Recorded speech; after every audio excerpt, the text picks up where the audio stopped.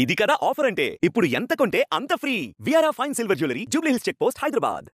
నమస్కారం, welcome to Suman TV. నేను Gitanjali.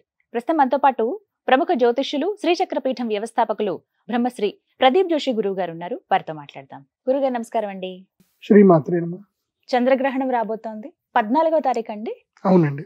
14th. మరి ఈసారి ఆ ప్రభావం ఎలా ఉంటుంది? అసలు చాలా మంది నియమాలు ఎప్పుడు అడుగుతూ ఉంటారు, ఏం చేయాలండి, ఎలా ఉండాలి, ఈసారి ఇంకేమన్నా ప్రాబ్లం? ఎందుకంటే దగ్గరలో షష్టగ్రహ కూటం ఉంది, ఆ ఎఫెక్ట్ ఏమైనా ఉంటుందా, అసలు ఇంట్లో ఎలాంటి నియమాలు పాటించాలి, ఒకవేళ ఆ టైంలో మేము బయట ఉంటే ఎలా ఉండాలని అడుగుతూ ఉంటారు. ఏం చెప్తారు? చంద్రగ్రహణం ఇది మన భారతదేశంలో అయితే కనిపిస్తలేదు. సో అందరు నిశ్చితంగా ఉండండి, ప్రశాంతంగా ఉండొచ్చు. దేవాలయాలు ముయ్యడాలు, ఇల్లు కడుక్కోవడాలు, ఆహార నియమాలు ఏవి కూడా ఎవ్వరికీ లేవు. అందులోనూ చక్కగా మన భారతీయులకు ఎవరికి లేవు, మన భారతదేశంలో అయితే లేదు. అయితే ఇది పెనంబ్రల్ చంద్రగ్రహణం. ఇది కన్యా రాశిలో సంభవిస్తుంది, కేతుగ్రస్త చంద్రగ్రహణం. అయితే ఇది పెనంబ్రల్ చంద్రగ్రహణం అంటే పాక్షిక చంద్రగ్రహణం అంటారు, సంపూర్ణ చంద్రగ్రహణం కాదు. సో అర్ధ చంద్రగ్రహణము అట్లాంటిది ఏమీ కాదు ఇది. సో ఇదేంటంటే భూమి యొక్క నీడ డెన్సిటీ తక్కువ ఉంటుంది, దాన్నే పెనంబ్రల్ అంటారు. సో ఆ డెన్సిటీ తక్కువ ఉంటుంది, దాని లోపలికి చంద్రుడు ఎంటర్ అవుతాడు కాబట్టి దీన్ని పెనంబ్రల్ ల్యూనార్ ఎక్లిప్స్ అంటారు. దీన్ని కొంతమంది బ్లడ్ మూన్ అని కూడా అంటారు. బ్లడ్ మూన్ అంటే ఏంది? ఎర్రగా రక్తము లాగా కనిపిస్తుంది. చంద్రగ్రహణం అయితే ఉంది, కాకపోతే రెగ్యులర్ గా చంద్రుడు మొత్తము కనబడకపోవడం అనేది ఉండదు ఇది ఈ చంద్రగ్రహణం. నాకు అనిపించేది కూడా ఎవరికి ఎక్కువగా కనిపించొచ్చండి, ఇది వేరే విదేశాల్లో, కెనడా అలాంటి దేశాల్లో, మెక్సికో ఆ దేశంలో కనిపిస్తుంది కానీ మన దేశంలో కనిపించట్లేదు. కాకపోతే దీని ప్రభావము గర్భిణీ స్త్రీలకైతే ఉంటుంది.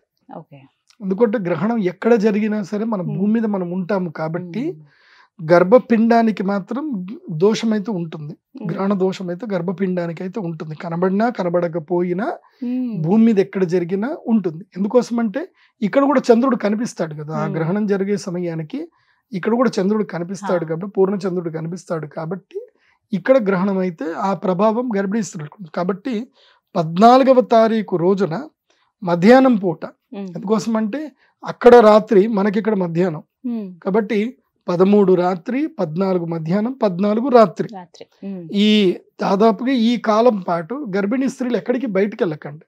అంటే షికార్లకు, ఏదైనా ఆఫీసులకు తిరగడానికో ఎక్కడ బయటకు వెళ్ళకండి, ఇంట్లో ఉండండి, లీవ్ పెట్టుకోండి. ఏ టైం అయినా కూడా మార్చి 13వ తారీఖు, మార్చి 14వ తారీఖు, మార్చి 15వ తారీఖు ఈ 3 రోజులు లీవ్ పెట్టుకోండి, ఏం పర్వాలేదు, నష్టం ఏం లేదు.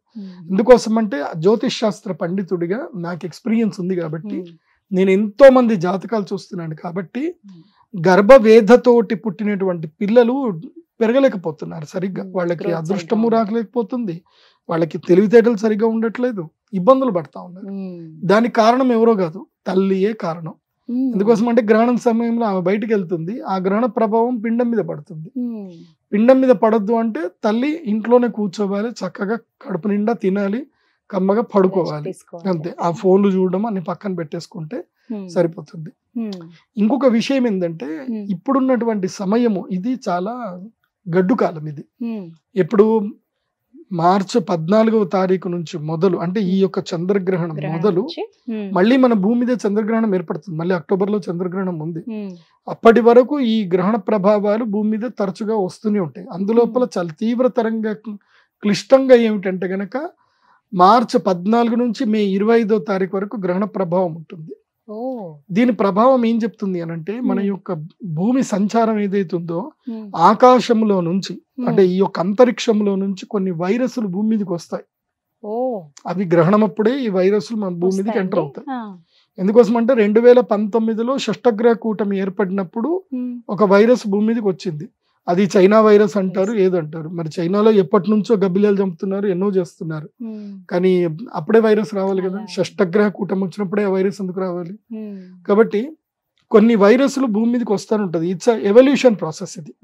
ఎందుకోసం అంటే భూమి మీద ఎలాంటి అరాచకాలు జరుగుతున్నాయో, ఎలాంటి నష్టాలు జరుగుతున్నాయో, భూమి మీద ఉండేటువంటి యొక్క మానవుల యొక్క జీవన విధానం ఎలా మారుతూ ఉంటుందో దానికి తగ్గట్టుగానే కొన్ని వైరస్లు వస్తానే ఉంటాయి భూమి మీదకి. ఎందుకోసం అంటే కొన్ని పెరగాలంటే కొన్ని తగ్గాలి, కొన్ని తగ్గాలంటే కొన్ని పెరగాలి. సో అది భగవంతుడి తెలుసు, ఆ లెక్క మనకు తెలియదు. కాబట్టి in the process of evolution, ఈ యొక్క జీవన చక్రం యొక్క ప్రాసెస్ లో ఈ భూమి మీదకి కొన్ని విచిత్ర జంతువులు, విచిత్రమైనటువంటి సూక్ష్మ క్రిములు, వైరస్లు, బ్యాక్టీరియాలు ఈ భూమి మీదకి అయితే ఎంటర్ అవుతాయి. ఎప్పుడు మార్చి 14 నుంచి మే 25 మధ్యన ఎంటర్ అవుతాయి.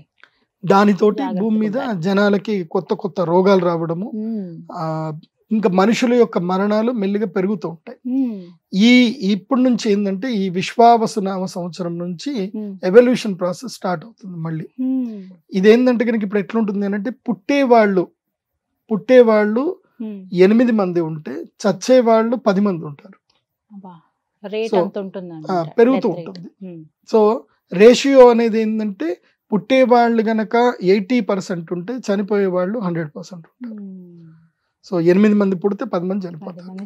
ఇవి జరుగుతూ ఉంటుంది. ఇది ఎవల్యూషన్ ప్రాసెస్ స్టార్ట్ అవుతుంది. అండ్ రాను రాను మానవ జీవన క్రమంలో మానవుల యొక్క ఆయుష్ పరిమాణం తగ్గుతూ ఉంటుంది. 70 ఏళ్లకే మనుషులు చనిపోవడం అనేది ఇంకా సాధారణ తరం అయిపోతుంది 70 ఏళ్లకి. నేను అందుకే ఏం చెప్తాను అంటే, ఇది కొంచెము మీకు చెప్పడానికి కొంచెం మంచిగా లేకపోయినా, వినడానికి బాగా లేకపోయినా చెప్పాలి కాబట్టి, ఒక ధర్మంగా చెప్పాలి కాబట్టి అందరికి చెప్తున్నాను. ప్రతి ఒక్కళ్ళు కూడా టర్మ్ ఇన్సూరెన్స్ తీసేసుకోండి. మీరు ఏ 80 ఏళ్లకో బతుకుతారనుకోనో టర్మ్ ఇన్సూరెన్స్ తీసేసుకోండి. ఓ 2 కోట్లకో ఈ మధ్య కొన్ని ఇన్సూరెన్స్ ప్లాన్లు వచ్చాయి. సంవత్సరానికి 3 లక్షలు 5 లక్షలు కడితే ప్రీమియం కూడా రిటర్న్ అవుతుంది. ఒకవేళ పోతే 2 కోట్లు వస్తాయి. అలాంటి ఏమైనా ఉంటే డబ్బులు వేసి పెట్టుకోండి. మీరు పోతే మీ పిల్లలకి, మీ మీద ఆధారపడిన వాళ్ళకి ఉపయోగపడుతుంది. అది అవన్నీ చేసుకోండి. అవి రిటర్న్ ఆఫ్ ప్రీమియం ఉంటుంది. ఒకవేళ బతుకుతే రిటర్న్ వస్తాయి, ప్రీమియం రిటర్న్ వస్తుంది, ఇబ్బంది ఏం లేదు. సో అట్లాంటి ఏమైనా ఉంటే చేసి పెట్టుకోండి. నేను కూడా చేసి పెట్టాను. ఎందుకోసం అంటే నేను చూశాను, నేను నా జీవితంలో నేను ఎంతో మంది జాతకాలు రోజుకు 5 జాతకాలు చూస్తాను కదా. చూసినప్పుడు అందులోపల 5లో 3 జాతకాలు నాకు ఎక్కడి దాకా కనిపిస్తున్నాయంటే 2045 కన్నా వాళ్ళ ఆయుష్ కనిపించట్లే. 2042కి అందరి ఆయుష్ అక్కడనే కట్ అయిపోయినట్టు కనిపిస్తా ఉంది నాకు. అంటే దానికి లెక్క ఏంటిదంటే, ఇప్పుడు ఈ షష్టగ్రహ కూటమి ఏదైతే వస్తుందో, ఇప్పుడు గ్రహశకలాలు గ్రావిటల నుంచి బయటకు వచ్చేస్తాయి. భూమి మీద గ్రహశకలం ఢీకొనబోతుంది 2040లో. 2040 నుంచి 45 మధ్యలో ఒక గ్రహశకలం అయితే భూమిని ఢీకొంటుంది. సో అక్కడ నుంచి మానవుల యొక్క పరిస్థితి వేరే తీరుగా మారుతుంది. సో ఇంకా ఈ పరిస్థితులు ఉండవు. ఇంకా భవిష్యత్తులో ఈ పరిస్థితులు, ఈ వాతావరణం ఉండదు. ఇంకా ఈ వాతావరణాన్ని ఎవరైనా ఎంజాయ్ చేస్తే 2045 వరకే ఎంజాయ్ చేస్తారు. 45 తర్వాత ఈ వాతావరణ పరిస్థితులు అయితే భూమి మీద ఉండవు. దానికి శ్రీకారం ఇక్కడ నుంచే మొదలవుతుంది. అందుకే ఈ 1970-80 నుంచి పుట్టి ఈ 2050 వరకు ఎవరైతే బతుకుతారో వీళ్ళు అన్ని చూసిన వాళ్ళు అవుతారు. నాకు తెలిసి వీళ్ళందరూ కారణ జన్ములే. ఈ టైంలో జన్మించిన వీళ్ళందరూ చూసిన కారణ జన్ములే. మనం అన్ని చూసాం. మనం రేడియోలు చూసాం, టేప్ రికార్డులు చూసాం, CD ప్లేయర్లు చూసాం, తర్వాత MP3 ప్లేయర్లు చూసాం, కంప్యూటర్లు చూసాం, డిజిటల్ చూసాం, అన్ని చూసావు. అన్ని చూసాక అన్ని అయిపోతాయి. సో ఇది స్వర్ణయుగం. ఈ స్వర్ణయుగం అయిపోతుంది. 2050కి స్వర్ణయుగం అయిపోతుంది. తర్వాత ఇంకా మొత్తం కూడా రోబోయుగం స్టార్ట్ అవుతుంది. అప్పుడు మనుషుల యొక్క ఆలోచనలు, మనుషులు చేయడాలు ఉండవు. ఇంకా రోబోయుగం స్టార్ట్ అవుతుంది. సో ఏదున్నా 2040 వరకే ఈ ప్రకృతిని మనం ఎంజాయ్ చేయగలుగుతాం. సో ఈ గ్రహణం నుంచి పరిస్థితులన్నీ మారతాయని అంటారు. సాధారణంగా ఇంట్లో ఆ రోజున ఏమన్నా పాటించాలా అండి? ఇంట్లో ఏం చేయకండి. అందరూ సాధారణంగా భోజనాలు చేయండి, సాధారణంగా తినండి. పాల పదార్థాలు మాత్రం పక్కన పెట్టండి. అందరికీ చెప్పేది 14వ తారీఖు రోజున పాల పదార్థాలు పక్కన పెట్టండి. మరి ఏదో నిన్న వండినవి ఇవాళ వండినవి తినకుండా ఉండండి. ఫ్రెష్ గా వండుకొని భోజనాలు చేయండి, ఏం పర్వాలేదు. అయితే ఈ ఒక్కరోజు ఒక బెనిఫిట్ మాత్రం ఒకళ్ళకి లాభదాయకంగా ఉంటుంది. ఇది మార్చి 14. ఒక సమస్యతో ఇబ్బంది పడే వాళ్ళకి మాత్రం ఈ మార్చి 14 అదృష్టదాయకం. ఏమిటండి? ఇది ఎవరికి అంటే మానసిక రోగులకి. ఎవరైతే మానసిక రుగ్మతలతో బాధపడుతున్నారో, తర్వాత దుఃఖము ఎక్కువగా ఉన్నటువంటి వారికి, శరీరములో హార్మోన్స్ రిలవెంట్ ఇబ్బంది ఉన్నటువంటి వారికి ఏంటంటే మార్చి 14వ తారీఖు రోజున చంద్ర దర్శనం చేసుకోండి. వీళ్ళందరూ చంద్ర ధ్యానం చేయండి. మార్చి 14వ తారీఖు చంద్ర ధ్యానం చేయండి, నదీ స్నానం చేయండి. నేను మానసిక రుగ్మతలతో, తర్వాత హార్మోన్స్, ఎండోక్రానికల్ డిసీజు, తర్వాత గర్భము నిలబడకపోవడము లాంటి సమస్యలు ఉన్నటువంటి వారు వీరందరూ కూడా మార్చి 14వ తారీఖు నాసిక్ త్రయంబకేశ్వర్లో కానీ ఎక్కడైనా సరే, నాసిక్ వెళితే మంచిది, గోదావరి నదీ తీరములో స్నానం చేసి లేదా కృష్ణా నది అయినా నదీ తీరములో స్నానం చేసి ఆ నదిలో మీకు ఒకవేళ ఓపిక ఉంటే, మీ ఆరోగ్యం మంచిగా ఉంటే, నాభి స్థానం వరకు ఆ నీళ్లలో కూర్చొని, ఎందుకో స్టేబుల్ గా ఉన్నటువంటి నదిలో మాత్రం చెప్తున్నాను, మళ్ళీ మీరు మునిగిపోతే నన్ను అనేరు. నేనేమంటున్నా అంటే, ఎక్కడైతే ఇప్పుడు నేను చేశాను కాబట్టి చెప్తున్నా, నేను బాసరలో గోదావరి తీరంలో ఇలాంటి చంద్రగ్రహణం ఏర్పడిన సందర్భంలో అక్కడ నాకు అనుకూలంగా చూసుకొని నాభి క్షేత్రం వరకు ఆల్మోస్ట్ నేను కంఠం వరకు కూర్చొని నేను 3 గంటల సేపు ధ్యానం చేశాను. నేను అక్కడ జపం చేసుకున్నాను. ఆ అనుష్ఠానం చేసుకోవడం వల్ల లాభం కలిగింది.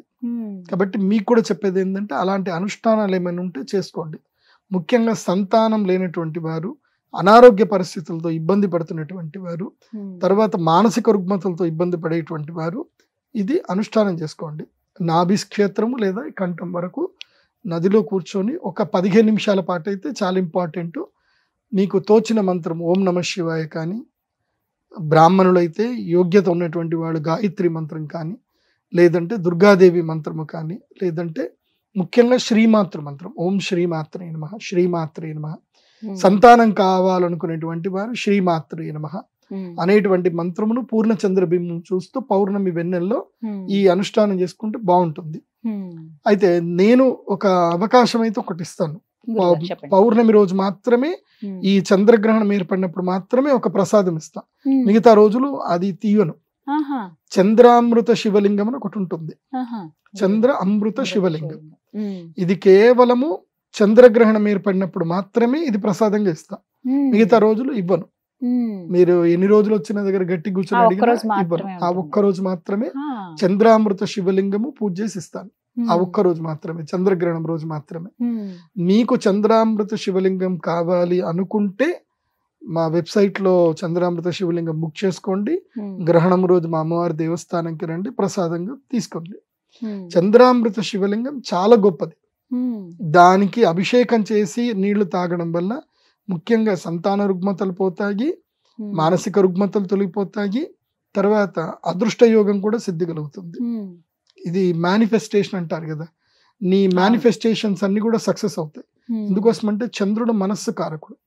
ఆ చంద్రామృత శివలింగము అత్యంత అద్భుతమైన ఖనిజ శిల. అది దాని యొక్క ప్రభావం ఏంటంటే, దాని వెనుక మనం ఇలా పట్టుకొని ఎండలో చూస్తే దాంట్లో మనకి ఇంద్రధనుస్సు కనిపిస్తుంది. అది ఒక ప్రత్యేకమైన శిల. అది కేవలము గ్రహణం అప్పుడు మాత్రమే ప్రసాదంగా స్వీకరించాలి. గ్రహణ సమయంలో దాన్ని పూజించి ప్రాణప్రతిష్ఠ చేసి తీసుకోవాలి. వేరే టైంలో చేస్తే అది రెగ్యులర్ గా పూజ చేసుకోవచ్చు. కాకపోతే అది వేరే వాళ్ళకి చూపించకూడదు, వేరే వాళ్ళని తాకించకూడదు. అది ఎవరు తీసుకున్నారో వాళ్ళు మాత్రమే దాన్ని తీసుకోవాలి, వాళ్ళ వంశస్థులు మాత్రమే ముట్టాలి, వేరే వాళ్ళకి ముట్టనివ్వద్దు. అది చాలా పద్ధతి ఉంటుంది దానికి. చంద్రామృత శివలింగం ఇవన్నీ మీరు వివరిస్తారండి ఇచ్చేటప్పుడు చెప్తారు. అంతే, ఇప్పుడు చెప్పినా అంతే ఉంటుంది. వేరే వాళ్ళకి ఇవ్వకూడదు, వాళ్ళే పూజ చేసుకోవాలి. ప్రతి పౌర్ణమి పాలతో అభిషేకం చేసి స్వీకరించాలి. పాలతో అభిషేకం చేసి పాలల్లో పెట్టి ఒక అరగంట సేపు పాలల్లోనే ఉంచి లలితా సహస్రనామం చదివి మళ్ళీ దాన్ని తుడిచి గంధం కుంకుమ పెట్టి ఎర్రటి వస్త్రంలో చుట్టి మళ్ళీ ఒక బాక్స్ లో పెట్టేసుకోవాలి. ఆ పాలని తాగాలి. దీనివల్ల అదొక ఎనర్జీ ఉంటుంది, చాలా ఎనర్జీ ఉంటుంది. అది అందరికి ఇవ్వను నేను. చంద్రామృత శివలింగం కేవలం చంద్రగ్రహణం రోజున మాత్రమే, పౌర్ణమి రోజు మాత్రమే ఇస్తాను. అది వేరే టైంలో ఇవ్వను. అది కొంతమందికి మాత్రమే, అందరికి ఇవ్వము.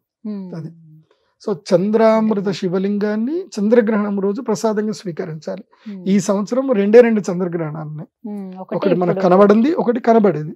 కనబడేది ఒకటి ఉంది చంద్రగ్రహణం, అది మళ్ళీ నేను డేట్ చెప్తాను అప్పుడు. చాలా టైం ఉంది దానికి. సో ఇప్పుడు మన దగ్గర అసలు మన దేశానికి కనిపించదు కాబట్టి భయపడాల్సిన అవసరం లేదు. నియమాలు కూడా ఏం పాటించక్కర్లేదు. భయపడడం అంటే ఏంటంటే అనారోగ్యాలు స్టార్ట్ అవుతాయి, రోగభీతి అయితే ఉంది. అంటే ఇల్లు కడుక్కోవటం అక్కర్లేదంటారు. ఆహార నియమాలు ఏమీ అవసరం లేదు. ఇదొకటి కొంచెం గర్భిణీ స్త్రీలు బయటకు వెళ్ళొద్దు. వారు మాత్రం ఆ రోజు షాపింగ్ కి ఎక్కడికి వెళ్ళకండి. ఆ రోజు హోలీ గురువు గారు చాలా మంది బయటకు వచ్చి ఆడతారేమో. మరి హోలీ ఆడండి, అందరూ ఆడుకోండి, హోలీ ఆడుకోండి. గర్భిణీ స్త్రీలకు మాత్రం ఈసారి హోలీ క్యాన్సల్. ఒక్కటి గుర్తుపెట్టు. అంతే. చాలా చక్కగా ఉంచారు గురుగారు. నమస్కారం అండి. శ్రీమాత్రే.